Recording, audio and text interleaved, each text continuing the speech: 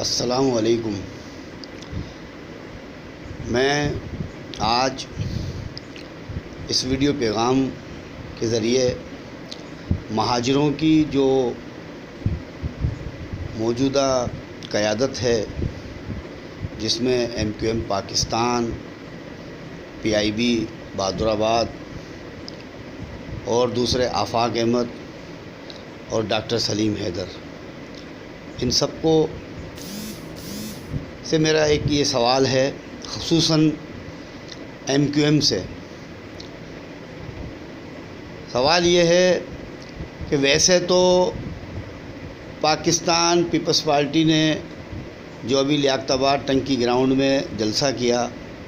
اس کی ٹکر پر MQM کو جلسہ کرنے کی کوئی قطعاً ضرورت نہیں ہے، لیکن اگر MQM یہ سمجھتی ہے کہ پیپلز پارٹی کے لیڈران نے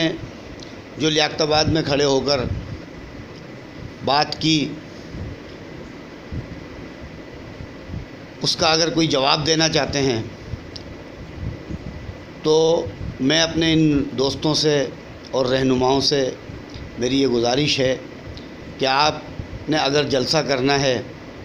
لیاقت آباد میں، مہاجر قوم کے مفاد میں اگر جلسہ کرنا ہے، تو پھر جلسے 3 نہیں، جلسے 1 ہونا چاہیے۔ 4 تاریخ، 5 تاریخ، 6 تاریخ۔ 4 تاریخ کو فاروق ستار جلسہ کریں گے،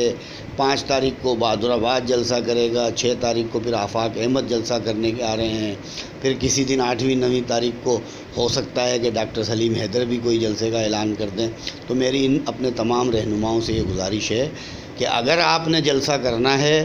اور اگر آپ نے پاکستان پیپلز پارٹی، جو کہ مہاجروں کی دشمن جماعت ہے، جس نے مہاجروں کے اوپر ظلم اور زیادتیاں کی ہیں، اور جو مہاجروں کے اس کراچی کے مینڈیٹ کو قبضہ کرنے کے چکر میں ہے، ہتھیانے کے چکر میں ہے، اس کو اگر آپ جواب دینا چاہتے ہیں، تو میں یہ سمجھتا ہوں کہ پھر جلسے 3 یا 4 نہیں، بلکہ جلسہ 1 ہونا چاہیے، جس میں MQM بہادرآباد کے خالد مقبول صدیقی، عامر خان، PIB کے فاروق ستار، اور مہاجر قومی موومنٹ حقیقی کے آفاق احمد، مہاجر اتحاد تحریک کے ڈاکٹر سلیم حیدر، ان تمام رہنماؤں کو چاہیے کہ وہ ایک جلسہ کریں مشترکہ، جس سے مہاجر قوم میں اتحاد کا پیغام جائے، اور جو لوگ مہاجروں کو یا MQM کو، جو کہ مہاجروں کی ایک نمائندہ جماعت ہے، جس کے لوگ منتخب اسمبلیوں کے اندر موجود ہیں،